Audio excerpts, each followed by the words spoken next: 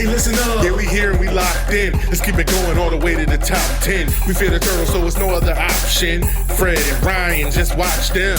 Let's take it to the max. It's the shell and tell. They come with all the facts. It's the shell and tell. Let's take it to the max. It's the shell and tell. They come with all the facts. It's the shell and tell.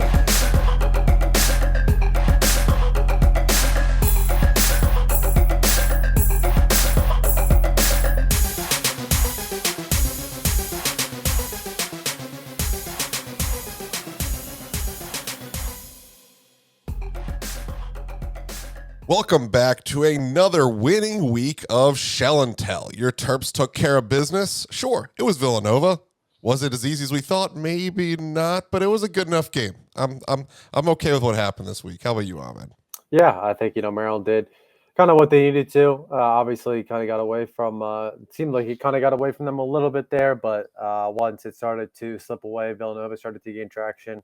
Maryland took advantage, capitalized, and asserted their dominance.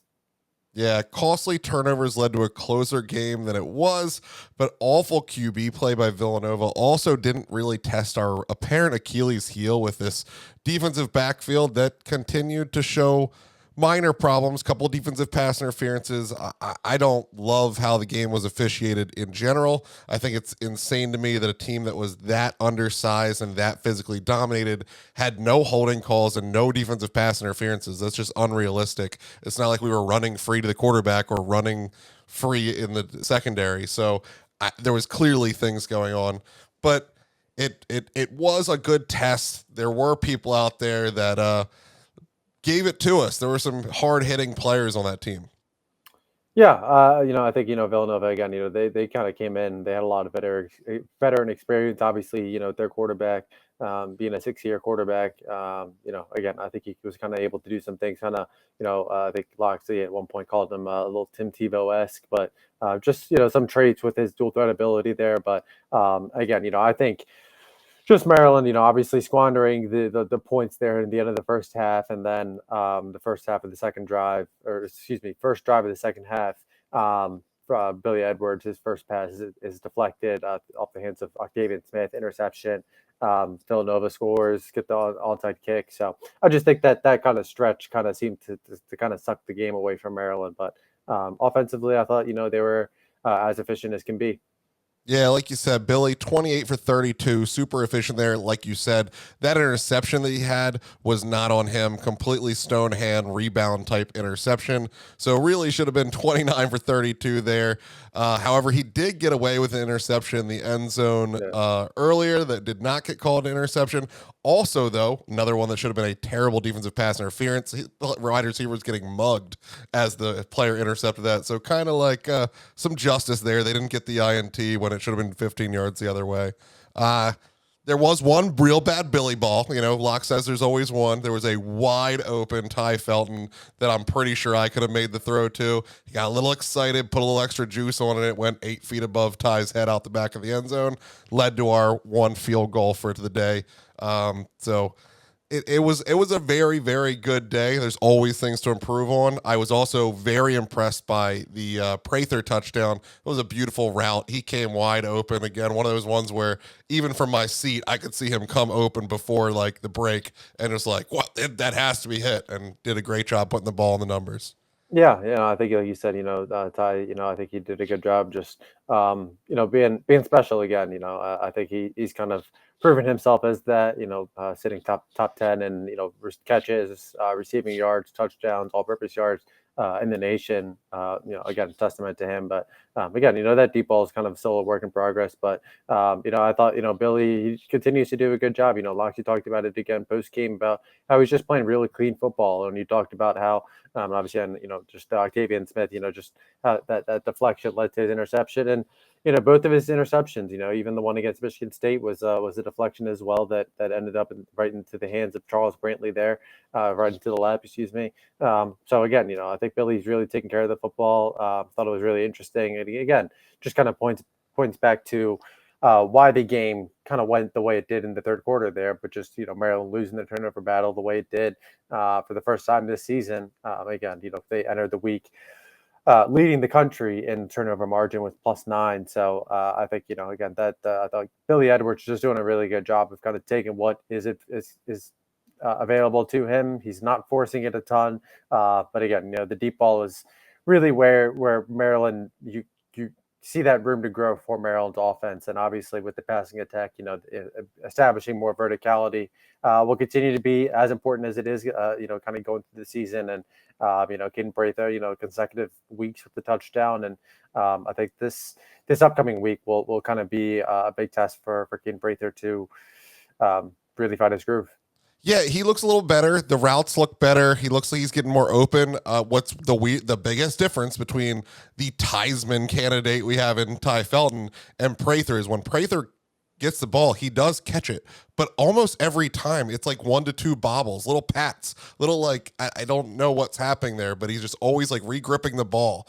I don't know what the difference is. I don't know what's changed. I don't remember that being an issue last year.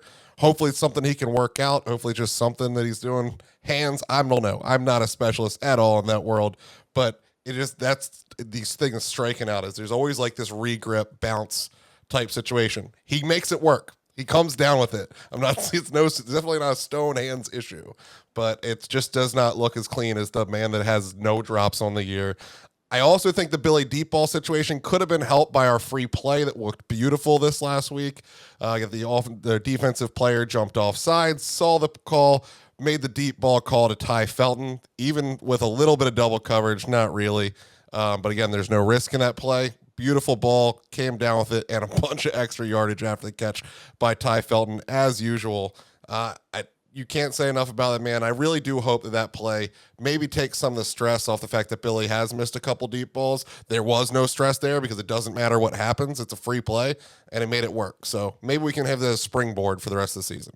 Yeah, I think it kind of exactly that, and I think the offensive line. I thought that was another kind of good storyline. Obviously, with Andre Roy being unavailable, I think that was kind of more just kind of him, getting back to 100%, not just being a little bit precautionary there. But even like I noted in practice with subscribers last week, Marcus Tumerville stepped up. Kyle Long was back up right behind him. But I think probably the biggest development of the game was Terez Davis really stepping up. Obviously, when Marcus Tumerville went down, looked like it was an apparent upper body injury. Not 100% exactly what the specific injury was, but Terez Davis really stepping in. That's a true freshman. When you look back at when he arrived on campus, and how he arrived on campus, really a year of starting to really drive into learning the position a little bit, and arrived in June. And immediately went into join the second team offensive lineman almost immediately after that second practice there. So I thought that was a really really big piece there. Obviously, I think fans have kind of looked at Andre Roy as that building block of the future in the trenches, but Terez Davis is really that next man up alongside Ryan Howerton, Michael Hershey there, who taken over at right guard and center with the second team. So thought that was probably the biggest storyline from Saturday's win. Yeah, offensive line looked better. I mean, they're going to against Villanova most likely versus a Michigan State or even a Virginia. But it is good to get that work in, especially with the young guys. Big test coming here at Indiana. Hopefully, it sounds like Andre Roy will be back. It sounds like if this was not Villanova, he probably would have played last week. So I don't see any reason for him not to be back. But it is good to be building the depth. That was one of the complaints that Loxley had after this game, was because we did kind of let some things get away from us. Shout out to the one-man special teams unit, the Charlotte kicker, Ethan Getman, who punts, but that wasn't the big story. He also hit 2 for 2 on his kicks. He had one blocked. Probably not his fault. We literally destroyed that line. He was all over on top of him. Then he gets his 2 kicks and recovers his own onside kick that I don't believe that kick was called. I don't know if it ever came out from their coach, but it looked like one of those, like, you give your kicker the free will that if you see a repetitive dodging out, because it didn't really look like much the other team was going after the ball. It was, I'm going to get this ball right now. So he just dribbled it his 10 yards when he got it. So really, that's where their first touchdown was. So all 13 points came off of Mr. Getman, their all-world kicker, apparently, of Villanova, where he's recovering the onside kick for their first touchdown and scoring both field goals. And it scared him enough that maybe we couldn't pull our stars when we wanted to pull our starters. Yeah, and again, I think Eloxy kind of talked about it post game. I think it was, he said it was his biggest disappointment was, the ability to not really play the entire roster. And you're looking out there a lot. You saw Anthony Robsock, playing a little bit early. Logan Bennett was listed on the participation report, but did not see him when in my rewatch. So potentially I did miss, but it's potentially that's Yeah. wrong. But again, just the chance for a lot of these young guys to play. Think wide receiver would have been an interesting spot. I think guys like Ryan Manning, Braden Wazowski, Razik Abbott, watching some of those guys kind of develop with those live reps, and then on the other side of the ball, you think we got a chance to see Judah Jenkins a little bit. Obviously, Kerm Humes, who even in the close games, is a guy that we see play a lot. But I think just kind of a chance for a lot of these young guys. I think if something you hear for Maryland is something you want to add some experience, add some older guys to this roster. So I think kind of getting some of these young guys sped up a little bit was something that would have, maybe would, like you said, just kind of something they would have tried to do a little bit differently. But again, I think it kind of all tied to that third quarter. Just the way that it went. But the defensive side of the ball, you got a chance to see a lot of Brandon Jacob out there, LaVane Scruggs. He's found himself out there in the mix quite often as well. So, and then, the defensive line, Levon Johnson, Dylan Fontes, both those guys rotating in. Mike Harris, I thought he looked great, registered his first career sack there as well. Get a chance to get a lot of guys out there, but I think just kind of the amount of snaps, I think that's kind of the big thing. But, well, it'll be interesting to see how a lot of these guys do fare for the rest of the Big Ten play now that, that 4-game mark is up. Yeah, Mike Harris definitely had one of the best games of his career at Maryland in the college ranks. Period. So it was good to see. I do wonder a little bit, and I've kind of backtracked a little bit now that I've rewatched and everything. But in stadium, my original thought with this onside kick and things going on was whether it might trigger Loxley to kind of rethink his like wholesale exchanges. Like I get getting young guys reps in these games. It's important to a developmental type program like Maryland. But I also think that we call off the dogs earlier than most programs our size. We never just go out there and like run up 60 on somebody before we have like just the scrubs out there. It's always working guys in early. And then like I look out there and we had 2 starters on defense in like the second quarter. And so I'm just like, it changed. They all got back out there. But at one point it was literally our safeties. And I'm like, this seems early. Then they're kicking onside kicks and they're scoring on you. So I do wonder if maybe there'll be a little bit of thought process of like, all right, well, that was number one, a little disrespectful to hit a first quarter onside kick against us. And number two, maybe I need to like tell them who we are because like that's what happens to us at times. We've talked about the Ohio States and Michigans where analytics does not say go for it on fourth down at all, but your history against Maryland says we're going to go for it on fourth down because like they've just never paid us for this bad decision. And so like I don't know, Yeah. just that went through my head in the stands. I think I'm yeah. already wrong, but Well, I mean, I think the other side of the coin is, kind of, and Moxley, he kind of talked about it, it was, he mentioned, Keyshawn Flowers, that was kind of his spot. And he said, I tell you what, some of these young guys, you got to get in these reps. And he said, I tell you what, Keyshawn Flowers, I guarantee you he'll never leave early on kickoffs again. And, it's true, you go through it. And he said, we're going to continue get to play these. embarrassed. Yeah, I mean, but again, you got to get these young guys the reps and get them in there. Obviously, you go through those growing pains, but there's some truth to it. And in the NIL era, and I think we've seen it, really since the last 2-3 years. A lot of these young guys, even 2021, Brandon Jennings, was a guy that wasn't technically a starter game one, but he was playing a lot as a true freshman. So point to a lot of these guys early in their career when they were underclassmen. Bo Bray, Dante Trader, both those guys playing a lot when they were sophomores, especially. So I think just again, getting those reps are invaluable. So it's always stressing. Back to. I think I thought about it a lot more when, after week 2, after the Michigan State game, when everyone was calling for locks and saying, it's the same thing every year. And, you're talking about the difference in plays versus, competitive level. And, that's kind of the difference for Maryland now is you got to eliminate those 3 to 5 or 5 to 7 plays that that are the difference in these big games. And again, Yeah.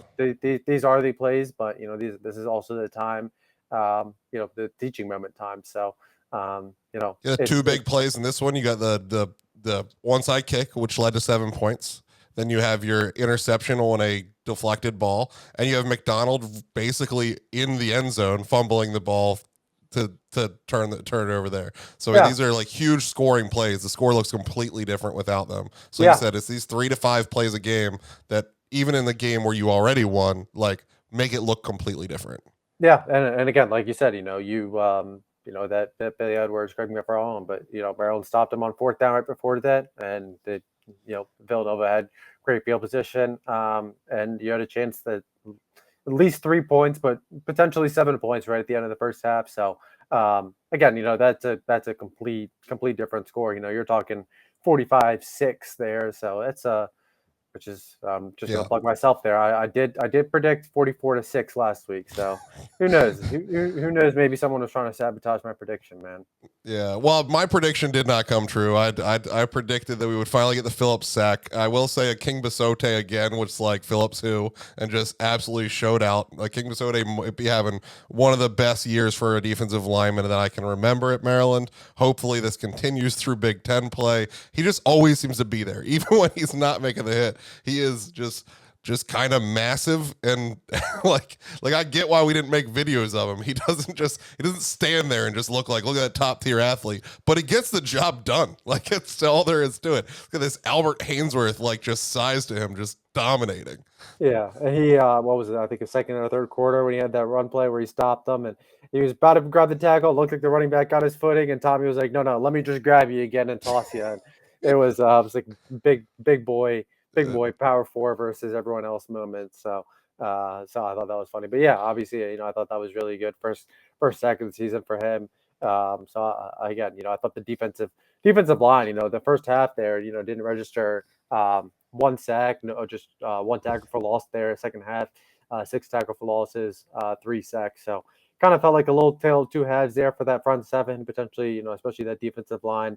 But again, I thought when all said and done, Maryland was able to win the trenches to I close do it have to out. go old man yelling at the sky for a minute. Glenn Miller getting a 15-yard penalty on the dumbest freaking rule I think I've ever heard in my life. I don't know how I didn't know this rule. I feel a little bit bad about it, but I'm glad I didn't because that's not football. The fact that Glenn Miller got a 15-yard penalty because his helmet was ripped off by someone else and he continued to play defense like a man, like you're supposed to in football. Like when you watch NFL films, that's what you see are these monsters that just decide to give up themselves for the good of the team. And you get a 50-yard. Why? Are you going to hurt someone with your forehead? Is your Yeah, forehead going to damage their helmet? I yeah. hate it. I I mean, I get it's guess a player safety for him, yeah, but he made the decision. It's like it's totally different if a running back's helmet gets removed and like the defender then decides to hit him and like destroy him. That's a different story completely. Like I get why that could be blown dead at least or something, but it's a stupid rule. I don't yeah. know. I mean, I don't know. I think again, all goes back to player safety. I mean, you don't want to. Let's. I mean, the hypothetical is Glenn Miller goes in and make a tackle, and there's an Indiana offensive lineman who comes in helmet on, and his helmet makes contact with Glenn's head, and So it you're becomes a. saying that if he continues to I mean, it's tackle, like then someone yeah. would I mean, have the right to block him, and then yeah. Someone if there's all any right, any exo player. facto, you win this argument again, but it didn't feel good. It didn't feel No, like football. honestly, I mean, I tweeted out, 15-yard penalty, playing without his helmet. But like, honestly, if you had to guess, say there was a Maryland player that got a penalty for playing without his helmet, I guarantee you 95% of fans would be like, yeah, that sounds like Glenn. Yeah, So yeah, it sounds that's, like Glenn. but yeah, Yeah. man, he's a joy to watch. But yeah, I think, and Loxy talked about that and the horse collar against Ruben, just those kind of penalties, those are, technique and things that they kind of coach. So, those are plays, part of football, but you're trying to eliminate them. But I didn't think that the self-inflicted wounds on the defensive side of the ball were too bad. Yeah. Like shout out to our special teams. Jack Howes did his job. He got his 5 for 5 on extra points and his 46-yard field goal knocked through, so no problems there. Another beautiful punt, but it was squandered by just terrible coverage on the punt team, which seems to be a weekly problem for me now. I don't understand it. I don't know how Ty Felton's not standing at the goal line every time they're playing him out there. So if Ty's not getting to the goal line, then stop wasting his talent out there, because we don't need any more wear and tear. He's already dominating the nation everywhere else. But I just don't know what the problem is. I don't know if it's a scheme thing. I don't know if we just need to give up on it and kick for the corners, because clearly this guy knows where the ball's going. But it slowly rolled from like the 8-yard line to the goal line with no one anywhere even sniffing it. I don't know how that happens. Yeah, I think that's definitely valid, but yeah, something needs to be cleaned up. Yeah, I think that's definitely true. Well, like you said, the offensive line played well, and the way that we judge that mostly was with the running game. The running game looked really good this week. It did heavily focus on Hemby, which is the first time I can really say that this year. I don't know if that was a choice beforehand, if it was a hot hand situation. Did you get any read on why he seemed to have the majority of running plays this week? Yeah, I mean, I think Hemby's kind of that alpha dog in the room, and I think Nolan Ray's the guy that in time I think will probably continue to play a bigger role in the rotation there. But I think it's kind of really about trying to get Hemby going, trying to get him loose into these big plays, get him through the trenches so that he can get into the second level, and I think that's kind of the focus there. And then I know we had a subscriber, VA Terps on the board who. Kind of, highlighted, Colby McDonald, Nolan Ray, both those guys kind of arguably being more efficient. Colby McDonald, 5 carries for 42 yards against Villanova. And it's not the first time that, he's finished with the highest yards per carry among those running backs from, 2023 season included. But I think, Colby McDonald's kind of that change of pace guy where he can, again, on those third downs kind of be efficient. But, Roman Hemby, I know that they've kind of turn to him on some of these, short 4th and 2, 4th and 3, especially, on the road against Virginia last week. But really just feels like, this is kind of that chance for Roman Hemby to kind of, prove himself as that playmaker once he kind of breaks free. So, but again, I think Nolan Ray will continue to kind of be an asset, only 5 carries this week. But I think he's the guy that when you kind of look for that change of pace back, it'll still be Nolan Ray, and I do expect that role to continue to grow as conference play progresses. Yeah, I don't know how much we talked about it last week, but Hemby's our best running back. I don't know if he's the best for what our offensive line had been producing before this game. There's just the holes aren't there. It seems to be that Hemby needs to get to the second level and make things happen, kind of a one cut back. Nolan Ray has that top end speed to get around the edge, and McDonald is just a hammer. He's just going to run straight downhill as fast as he can, and he's going to get you 3. He might get you 8, depending on when he runs into something first. Like, it's just kind of his thing. And because the holes haven't been there, I have led myself to feeling like we needed more of the other two, even though I know our best running back is Hemby. It just hasn't been available to him. So I do think it was kind of a get-right game. We want to be able to run through the holes we call the play for. So let's try that against a lesser opponent, see if the holes are there, and let Hemby hit them. Because Hemby, even when the hole is not there, just seems to kind of wait and hope that the hole opens later instead of bouncing it outside and getting what he can, which is the only negative I have to say about him. My man is a legit running back, but it does seem somebody's like, I know my linemen are going to do it for me. I'm just going to stand here and wait for the hole to open. And that's not my favorite thing to look at when it's just a ball of men inside the tackle box and there's no one else anywhere else. Yeah, but they'll need the running game, especially on the road this week. They will certainly need the running game, but it's good to have 3 different weapons. Like you said, Nolan Ray's ceiling is still way up there. It's going to be fun to watch him grow, fun to watch him be our future running back. So I don't think that the subscriber has anything to worry about. We're going to see more of all 3. It's amazing to me that Colby McDonald is still here because he could have went and been the dude so many places during so many off seasons. So I'm really happy to see that he has stuck it through with the Terps and been a guy that's been a rotational back and had a fun couple years with the Terps. Yeah, no, he's been good. Again, I think kind of on the heralded piece in that running back room last year. So I think he's getting a little bit more shine this year. Well, I guess the last thing to talk about before we get fully into the Indiana game and maybe kind of transition right through it is, this Theismann campaign. Like, is this reality? Is this going to, I mean, like, clearly we're 4 games in. You can't say he's going to be invited for a Heisman, but the stats support it right now. Like, he's literally going to start getting conversation if you do this especially this week, because I believe he can set up these same numbers versus Northwestern without a problem. So we're gonna if we can do it this week, we're gonna be 6 weeks in looking at really good with Ty's numbers. Yeah, and again, Locks talked about it after the game. He said, you essentially, continue to win. That profile continues to elevate. So I think that's kind of the big thing. Statistically, like we said, I mean, top 10 in the top 5 in the country and catches, receiving yards, touchdowns. I mean, he's clear in the Big Ten, wideouts, tight ends, skill players, essentially, in all 3 of those categories. I think he's actually second among Big Ten players in receiving touchdowns. But sitting 7th in the country in all-purpose yards. So, again, I think it's kind of more of a, maybe potentially more just a respect thing. Maryland's not really, that household name.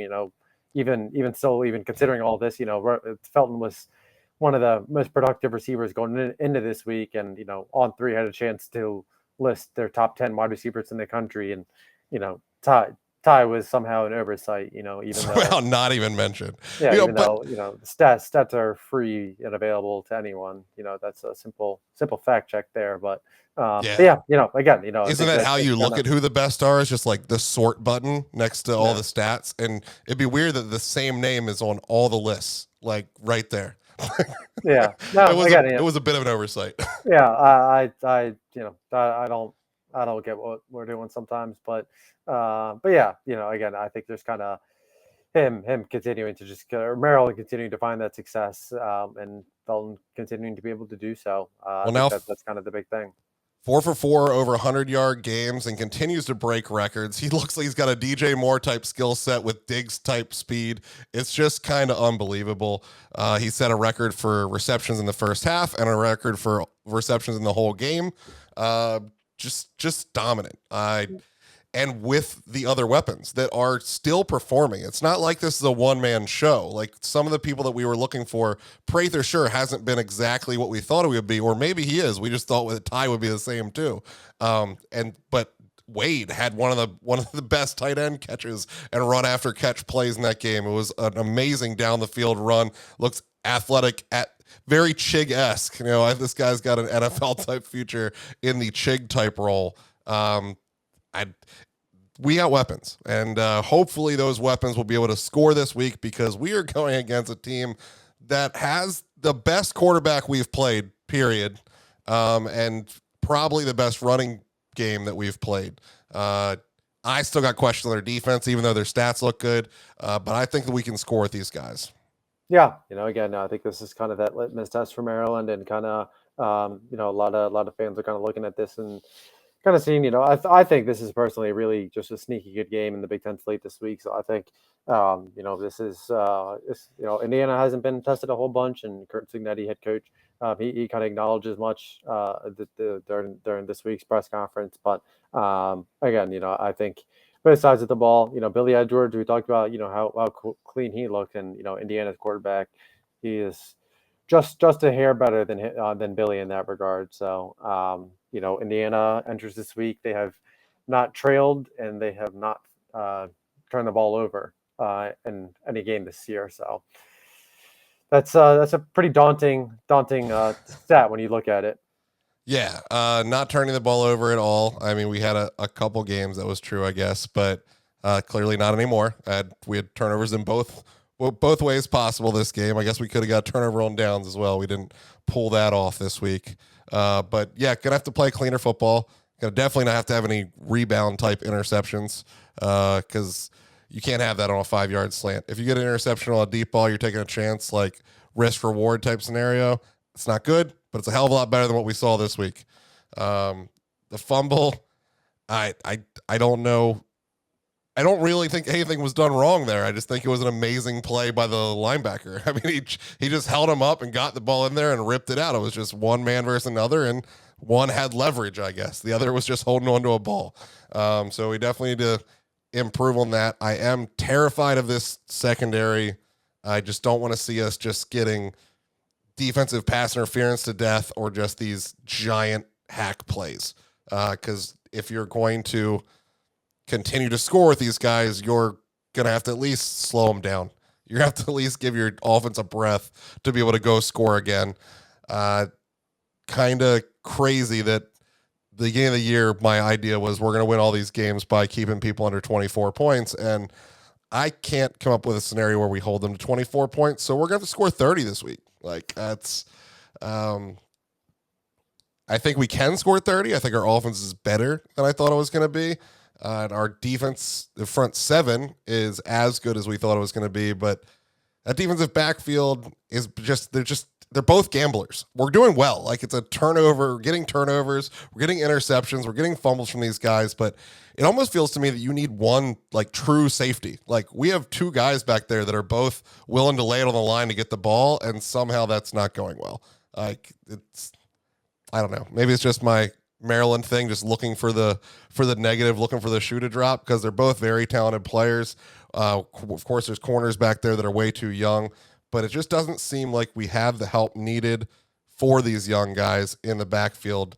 And it's got to be because they're being so successful in coverage themselves and getting the interceptions themselves, and they're not actually back there for help. Yeah. I mean, I think, D'Angelo Pons, he's, JMU trains for freshman All-American. I think that's kind of, a big guy for Indiana there. And I think, it's going to be a big test. We talked about Ty Felton just kind of really, just starring for Maryland these first 4 weeks. I think this is going to be a big test for both Indiana's secondary. I'm not sure that they've seen players as explosive, as dominant, and as consistent as Ty Felton has been. And then, for Ty, I think this is probably going to be his first big test. And, I kind of look at this week, you talked about, just Caden Prather getting that deep ball down. But I think this is really, that start of, Ty Felton's really going into conference play as, known commodity. And he's really proven himself as that number one guy that you need to stop. Now, I think a lot of Maryland fans look at this offense and you say, okay, well, Ty Felton's really that guy where you get the ball in space, get him the ball quickly and let him work. Whereas Caden Prather's that, that one-on-one deep ball target. So I think, this is kind of that week where, it'll be really interesting to see, can Caden Prather really capitalize on potentially the extra attention on Felton to keep him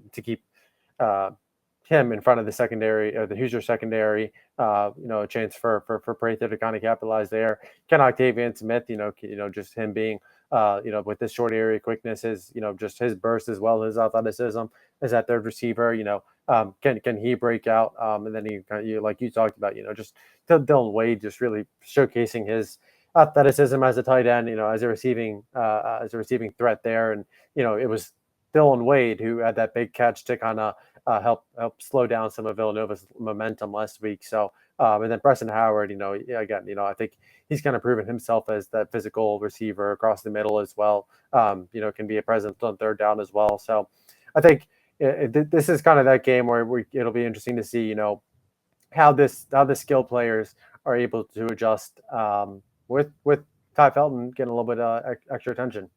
Yeah, and Dylan Wade was great in that drive and that amazing play. But also, is it Howard, number 85, the other tight end? Yeah, so he was on the second and 28 where we were backed up in the student end zone, and we somehow converted on a second and 28 with no wide receivers. It was a Billy Edwards rush for like 11 yards and then a tight end across the middle. And I was just kind of like, I don't think it's ever happened before that somebody's converted like a second and 30 with just no wide receiver help. And it was just kind of that showing that we do have weapons everywhere, that there's things that you can do in every scenario that are not your typical play call, and that's what makes them hard to defend. Is there are dudes that can hurt you everywhere, and Billy is kind of the perfect quarterback for that right now because he's not throwing these perfect deep balls and this crazy arm strength, but he's just the perfect distributor. He making the right decisions, and he's putting the ball where it needs to be. And so if we can continue to do that, especially in some of the soft zones that I saw Indiana playing against, Charlotte was putting up yards on him. They were running free at times. I don't think that they're going to be able to stop all these guys, but they are talented enough to run away from you. So I don't know. You got to do it. I am also really interested in what they do with the MJ Morris package, whether that was just kind of like a training thing or if that's really like the Billy type package that we were building with Talia here. Is MJ Morris with players going to be a thing? I did think it was very interesting. They brought in him on his very first play and everybody's like focused on him. And then you run the option where it ends up being Nolan Ray's ball because everybody's focused on the quarterback and Nolan Ray runs free for 26 yards. So I don't know. I'm interested in seeing how they develop that. He then scored a touchdown on the same play later, or if that was just a training exercise. Do you have any take on that? No, I mean, I think Locke's just kind of just kind of a chance to kind of develop these guys, but I think MJ's kind of can offer a little bit more, just sometimes in the run packages, things like that. I think that's kind of, where you're just kind of tapping into his athleticism. I think is kind of the big thing there. And, potentially, maybe, who knows, kind of setting up those packages for, later down the line where he comes in and it's a designed, pass play Yeah. or trick play or something like that. That's what I was almost thinking. It's like a trick play package that they have to practice for. I'm not saying like there's a quarterback controversy or anything. Billy's the dude right now. Billy's playing out of his mind. Yeah, no, I think that I think he's that's kind of primarily his role, but yeah, I think Billy just kind of him kind of leading the offense. I think it'll definitely be him kind of primarily running the show in Indiana. Well, we know our guy Billy's going to be out there slinging the rock, but as I've said, I'm scared of their quarterback. Tell us more about what they're going to be threatening us with down the field. Yeah, like I mentioned, Billy Edwards. I think he's doing a really good job, just kind of playing clean all year. But it's pretty interesting. You look at Billy. He's sitting fifth in the country in completion percentage right now, and I think it's fourth among Big Ten quarterbacks. And just a hair above Billy Edwards is Indiana quarterback Curtis Rourke. So he's sitting at 75.5% completion percentage compared to Billy Edwards 75% flat. Thrown for just over 1,000 yards, 8 touchdowns to 0 interceptions. As mentioned, Indiana's done a good job taking care of the football. Also tied with Maryland at +7 for I think it's tied for third nationally in turnover margin now. And again, this quarterback, he does a good job. He has, so done a good job just really taking advantage of what the defense has given to him. But he's got some weapons to him, and obviously Elijah Surratt, he's a guy from JMU who followed Kurt Signetti from JMU to over to Bloomington. Definitely a familiar name. He played over at St. Francis. I definitely remember the days when a lot of schools were kind of looking at him, and he had that big playability with Mike Van Buren as a junior there, and so he's leading the way. Was considered one of the top portal wideouts in the Big Ten. And also considered among the top wideouts in the country this past offseason. So he's been leading the way. Omar Cooper Jr., Miles Price, but those guys, Miles Price, I believe it was 3 catches for 77 yards this past weekend against Charlotte. So, those are the 3 main guys. And then the running back room, they don't do it's a little bit of a split between Tyson Lawton, Justice Ellison there. But, Tyson Lawton, I think, is kind of that secondary guy, or Justice Ellison's kind of been more efficient, averaging over 7 yards per carry. But it's a big number. Yeah, no, but he's doing well. It seems like both those guys are kind of 1A, 1B form right now. But this Hoosier offensive line, they've been doing a good job. Maryland has only allowed 4 sacks through 4 games, and Indiana's similar to the quarterback room, just a hair above them, 3 sacks allowed through 4 games. So, but again, you look at how Indiana started out the year, wins against Florida International, Western Illinois, Charlotte, while their Big Ten opener was on the road at UCLA. So this weekend's game against Maryland defensive line, Kurt Signetti, he was very complimentary of the, Jordan Phillips and Tyze Johnson, Tommy Akingbissote, all those guys. So I think this is going to be that big test for Indiana's front. Again, I think, we kind of talked about it earlier with the Villanova game, just the first half, the second half defense for Maryland, no sacks in the first half, 1 tackle for loss in the first half, compared to 3 sacks, 6 tackle for losses in the second half. And, there's kind of been ebbs and flows with this defensive line, the front 7, through the first 4 games of the season. Couple weeks we've seen, some, UConn was able to generate some chunk plays on the ground, was a little bit of a surprise for this Maryland defense. So, again, I think this is kind of that chance for the front 7 to, we talked about this really being a strength for this defense. And, we've seen it at times, but I think, especially on the road and, what could possibly be a 50-50 toss-up game. I think this is really when Maryland fans need to see and watch them show up.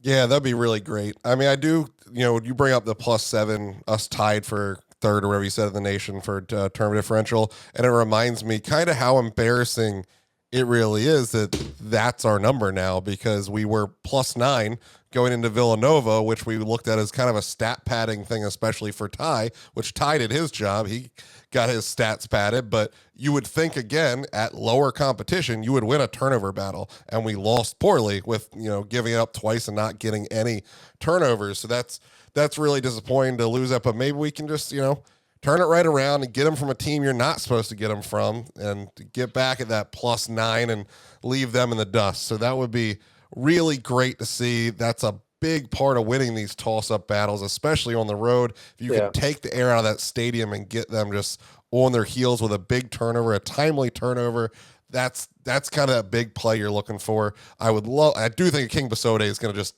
dominate again. There's no one on any of those teams, even UCLA, that looks like him. I didn't watch the entire game, but I watched all the key plays from all of Indiana's games this week, and I didn't see one man that looks like a King Basode play against them. So that will be a giant test. I hope he eats. Hopefully Phillips comes to work and gets that sack I predicted last week. That'd be amazing. Yeah. I think we can do this. It's not going to be easy. Going to be nervous the whole time, and clearly we can give up leads even to Villanova, so I won't be comfortable ever until the final whistle blows. But that's the story of being a Maryland fan, right? Yeah, it's in our blood, sweat, and tears at this point. But yeah, I mean, like you said, I feel like it's a little bit just general. But when you say, win the turnover battle, but in this case, I think it's 100% valid. I mean, you look at this Indiana team, and forcing Indiana to make the mistakes is kind of what you need to do. Getting Indiana's QB there to find a way to disrupt him in the pocket, make Indiana beat you on the ground. Eliminate the big plays. We've seen it through eliminate the big plays through the air. Elijah Surratt has that as that just the big frame wide out. And again, Maryland even last week, a couple, I think it was three defensive pass interferences there, and some of them, just again, they're learning moments. But again, Elijah Surratt has that ability, that big play ability over the top.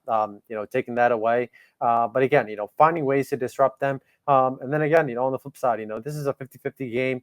On the road, Maryland's a 7.5-point underdog, but that the betting, that's excuse my French, but it's bullshit if you're a player. I grabbed it as soon as it came out. When I saw it 7.5 line, I'm like, look, I don't know if we're gonna win, but I feel good about 7.5. Yeah, again, it's just, but it's all about just like not giving Indiana opportunities. This is a game where you kind of need to really lead on the ground, milk the clock, and that's kind of the way you can kind of suck the energy out. We just kind of take momentum and kind of take it, just take it on the road.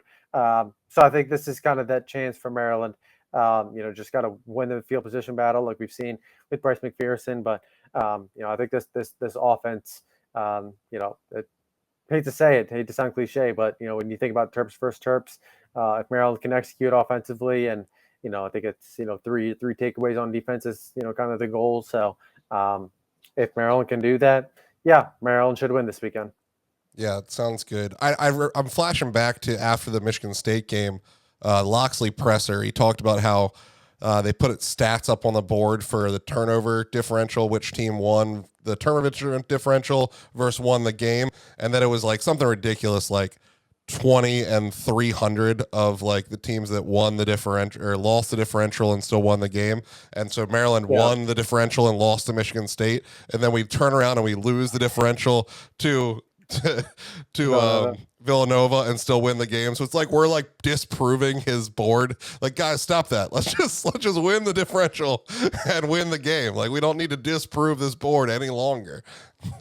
Yeah. No. Again, I thought that was it was just kind of ironic for first game you lose it like that. But yeah. So I think looms large on the road this week. So yeah, Maryland's got a bunch of tallies on the tiny side of that board. Yeah. So, but yeah, no. So I think again, I think this is should be a good one. But like we said, 7.5 point spread. I think Maryland should cover that. Okay. Well, what do you got the score at then? I got Maryland. I'm rolling with 31-27. I think again we'll see some points. And again, I think the big plays, the secondary, I think will kind of be the really interesting aspect of it. But I think this Maryland team just kind of being able to go on the road and get right. I think this Indiana team is really firing on all cylinders right now, and it's going to be easier said than done. I think this Indiana program, I expected them to really find their footing, but to do so in year one when you turn to the portal the way they did, I know a lot of these guys And transferred early in year one. Yeah, exactly. I know a lot of these guys transferred over from JMU, but they're it's the stats they look like they're rolling on all cylinders right now. So, but I think Maryland, they're more talented and if they can execute well, they should be able to pull it out. So 31-27. And I got it just a little bit higher scoring. I've been a little more disappointed than I probably should be in our secondary. Just kind of gun shy. But I still think we should win this because I just didn't see it out of their defense. I know I'm looking at all the stats on their defense. They're tied for second and lowest scoring defense, but they played no one. And even UCLA, it's hard to say what they are. Their games have been against teams you didn't know anything about in the moment and teams that have played erratically throughout the season. And I just didn't see anything physically dominant about their defense, and I saw gaps. And gaps is what it's about. I'm going to put us at 38-31. I think we pull out the win. I think we're going to need a lot to do it. I don't feel comfortable with that. I would love to still stick by my guns that our defense is just going to hold everyone under 24 this year, and somehow that's how we win. But I'm just going to be proven at this point. I haven't seen enough from our secondary to feel great about it. I do think the ceiling's there. I love that the young guys are getting work, and it's not looking terrible. But I don't know if you can really develop that quickly in season. I think these guys are going to be awesome eventually. Hopefully, eventually is week 4, and we can get it all done right now. But I don't know if it's going to be. So I'm going to predict it a little bit higher, that 38-31 mark. I like it, but that's both over and over under. I think it's 55.5 points now. So yeah, we're picking the over on a big number already. Any bold predictions this year? I know you threw one out last week. No, nothing's coming to me. Maybe Coleman McDonald finds a rushing touchdown, but again, okay. I think this traditionally, I think this could be a normal game for Maryland. I think the normal guys, the big time players, think they'll step up once again. Okay, I'll take Prather. Is 80 a big enough number to be a hot take, or do I got to go all the way? No, I think 80 is a big enough number to be a hot take. Prather over 80. I bet that's good odds if you can find those somewhere in a state that allows you to do that still, since Maryland took away all my joy. And this will be the last $300 that DraftKings ever gets from me, because I really just don't enjoy betting on college football without the player parlays. I just don't. It's okay. It makes it like 1% better, but I just don't want to double my money, even though I did last week on the 17.5 point line. We won by 18. I don't like sweating out a double up. I'll just go play on black at roulette if we're doing that. I want to bet $5 and pay for my season tickets. That's what I'm looking to do. So bring me back my player props, or I'm not getting any more money to DraftKings. I know they don't care. All right, guys. Well, you can't get you out to the shell this week, but I mean, if you want to fly out to Indiana, go for it. I'm not going to be there. I'm actually going to be down Oceans Calling, having a good time this weekend. I will be. I got lucky. The concert has a terrible lineup early on Saturday, so we will be sitting watching the Maryland game and then going directly to the concert from there. So it will be fun to watch. Hopefully I will be in a good mood. I don't want to be crying to some like reggae bands on the beach. That sounds awful. But guys, until next time, here's wishing all is well under the shell.